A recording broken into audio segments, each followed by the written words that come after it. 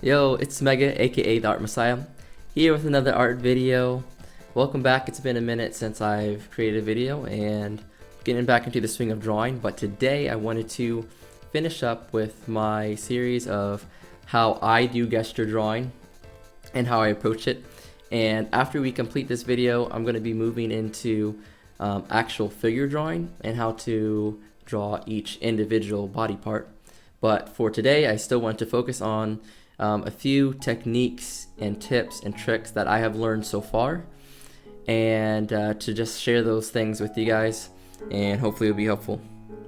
So let's go ahead and jump right into it. So last time we looked at gesture drawing, we were doing some one-line poses, and so that was kind of to help us loosen up and just get very quick with the pose and just find like overall gesture.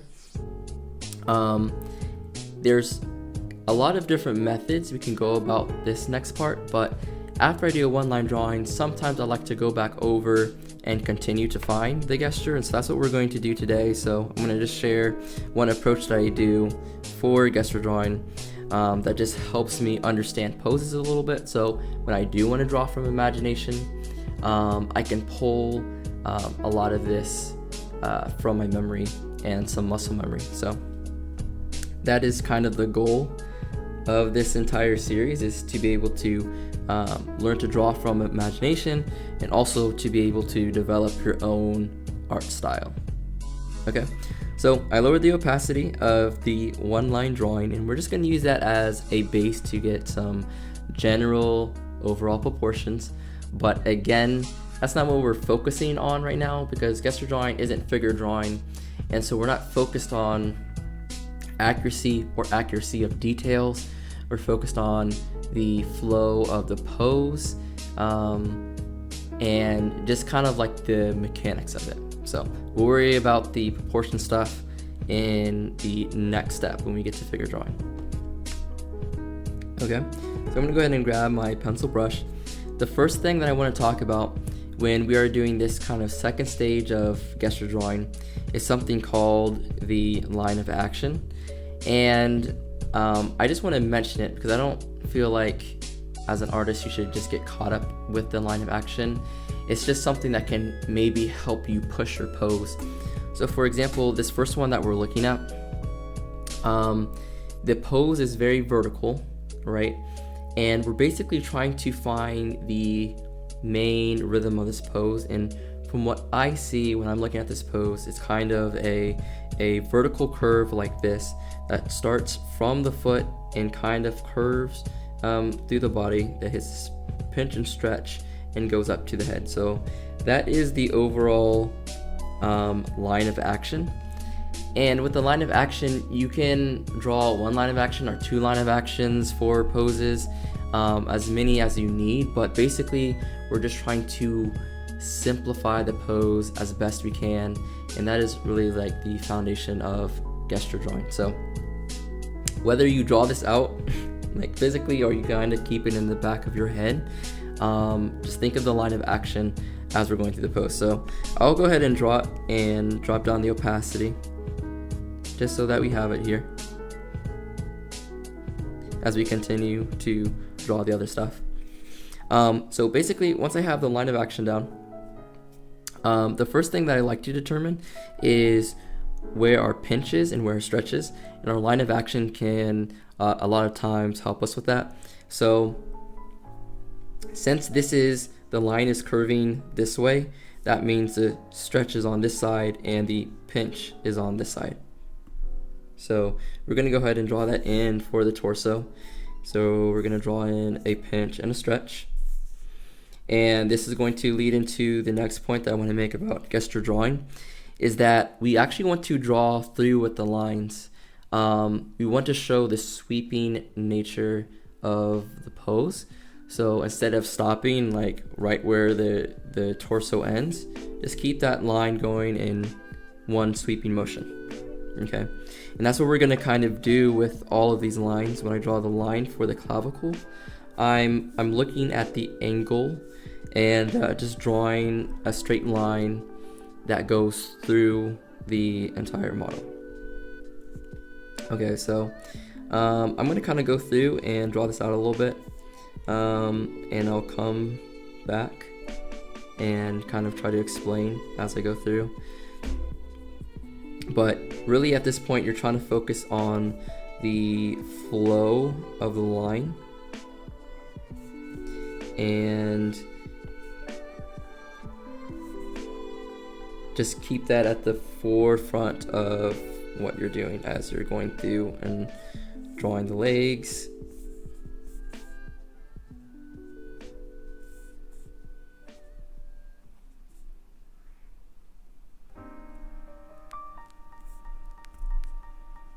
And going into the foot.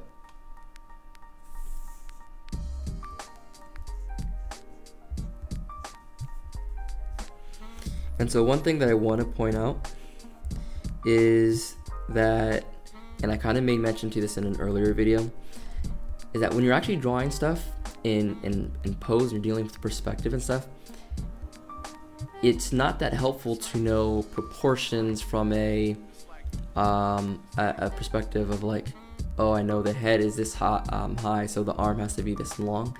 It's actually easier to figure out how the body parts flow into each other and how they relate to one another. So for example, if I want to draw the head, I will relate it to like the shoulder right here, and looking at the reference, I'll draw like a line right here, and I can know that the edge of the forehead is supposed to start like right there, right?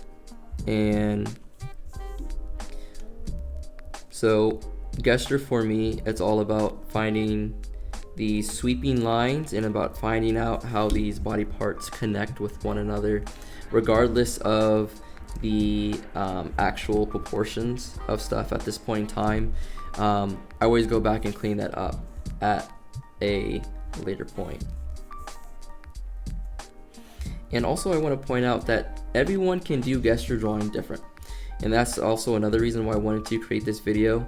I watched a lot of gesture drawing videos, and I remember being a little confused because I thought I had to do it like a specific way, and that way didn't necessarily kind of flow with my drawing style and how I like to do things. So experiment a lot while you're doing gesture drawing. Watch different artists. I learned a lot from Cycra's YouTube channel. So it's an older channel. I think he's uploading stuff again, but either way, his videos are really helpful.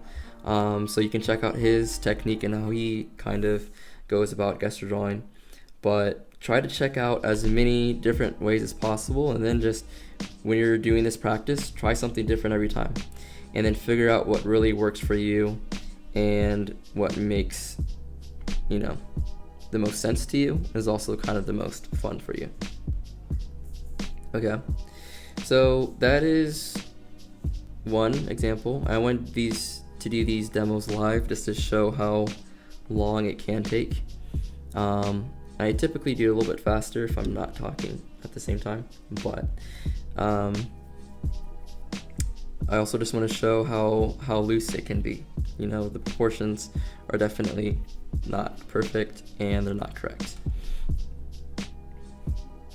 But the rhythm of the pose is there, and that's what's important.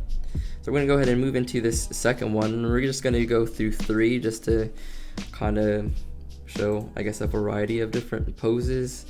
And again, while you're doing this, don't worry about making a mistake. You're really working on finding those rhythms, how the body portions relate, but also another important thing is how you want to portray the shapes of the body. So we're really simplifying shapes when we're doing gesture drawing. We're not drawing in any muscles, and the third pose that we're going to do, I'm going to talk about that more, but we're simplifying as much as we can, and breaking down the body as much as we can. So sometimes I'll use like triangular shapes, and sometimes I'll use kind of like square shapes or like trapezoid kind of shapes. And again, I like to, at this stage, draw through with a lot of my lines. and keep it really loose and gestural, if that's the correct word. So we're gonna come in here, dash in a few lines, add in the calf, the feet, and I just show with like a triangle, right?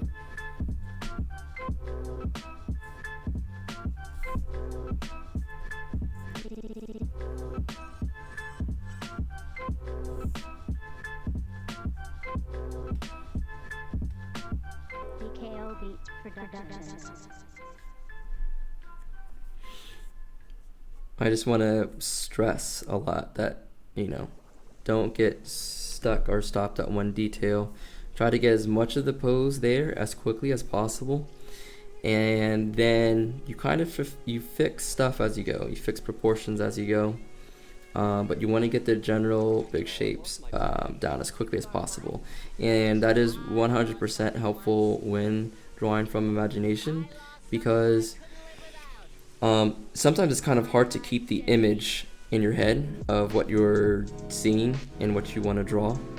And so having techniques where you can quickly get a pose down, even if it's not perfect, will help you draw from imagination and kind of get started with that. So, you know, something like that. And just make sure not to overdo it. Okay, so for this last one that I want to demo is a character that does have a lot of muscles. And this is where I get into a lot of trouble, because when I start seeing more detail, then I want to start adding more detail into my drawing. And gesture drawing is literally like the complete opposite of that.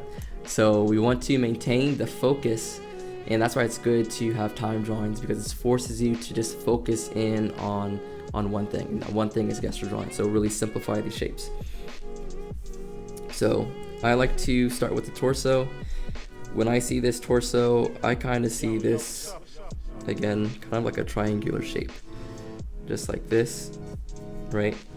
And if you look at this line of action, it's pretty straight. You get some curvature. The line of action would probably go something like that.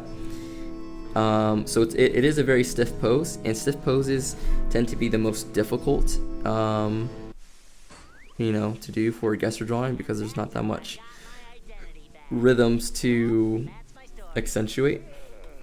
But it's also kind of good practice to try to take a stiff pose and still find the rhythm in it, and then try to exaggerate that rhythm. So, you know, sometimes I'll just draw like little spaghetti arms, you know, just to kind of get this posture down, right?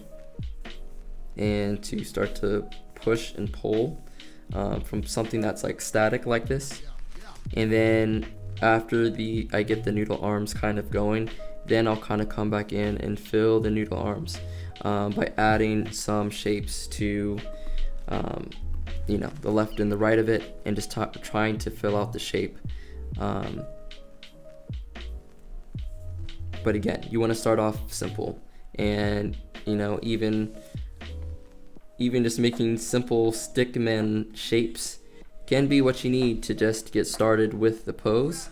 And you know, sometimes that's like all you need to get started. So don't overcomplicate. Don't try to add too much detail. Focus on being quick and loose. And after you do that one line drawing practice, you'll kind of already start to kind of feel that rhythm. I honestly should have done some warm-ups before starting this video, but you know, doing these types of drawings also kind of helps you loosen up, because you're drawing through things, and you know, you want to make sure you're making full use of your arm while you're drawing these things. Okay, so from that noodle arm, we're just adding in some shapes. Not really definition though. Don't try to start adding muscles just yet. just shapes for right now. Okay, and some of this stuff is kind of hard to like explain without just like starting to do it yourself and observe. And you know, as you run into stuff and as you run into like questions, you know, you kind of seek them out, go online and see how other people are, you know, solving those things or getting around the stuff that you're kind of stuck at, or whatever the case may be. You know, hop on a forum and maybe post some of your sketches. You know, I do that all the time, and get some feedback that way, or, you know, just post like what you're actually struggling with, trying to do these exercises, or if there's stuff that you just like really don't understand. Like if doing this exercise does not make sense to you, there's no need to try to force it at this point in time. You know, you can always work on something different. But for me, kind of how and why I started doing this was because I wanted to really learn how to draw from imagination. And when you're drawing and you don't have a reference in front of you, it's a lot about iterative drawing. And so that's why I'm trying to show this throughout all my videos, is that we're taking it one step at a time, and each step you're constantly improving the pose, and you're improving the anatomy, you're improving the proportions, and you're also adding your style on top of it, right? And if you're drawing from imagination and not reference, that's going to be extremely important, because, you know, unless you're an expert and you've already put in the practice, you're not going to be able to draw something correct on the first time. And even pros are going to have to do it a lot of times. And so the thing is, you just got to practice a lot, and start to commit some of the stuff to memory and muscle memory, and really actually study the shapes as you're going through with this stuff, and not just copying what you see.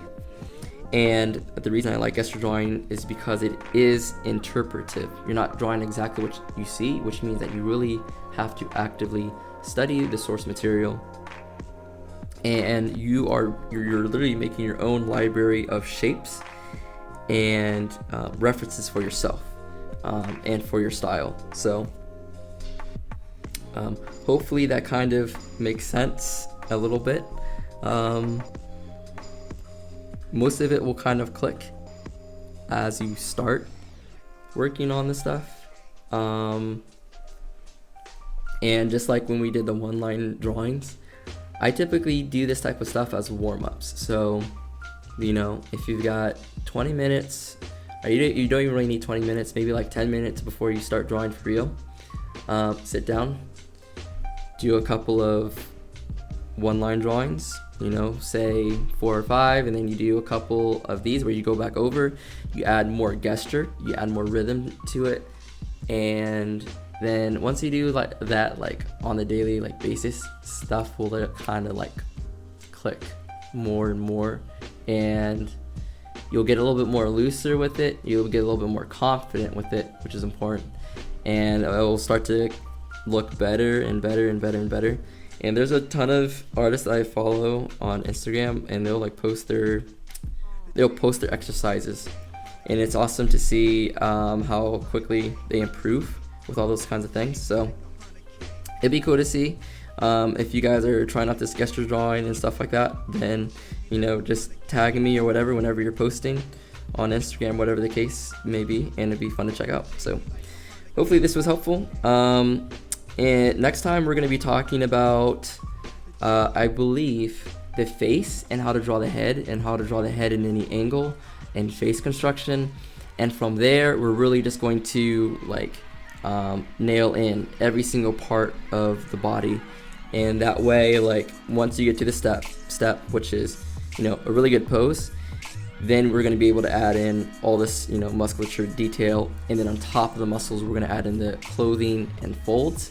So stay tuned for all that stuff. I'm pretty excited to get to it, because there are some body parts that I haven't studied enough myself. So it'll be a ton of fun. Thanks for checking out the videos, and until next time, peace.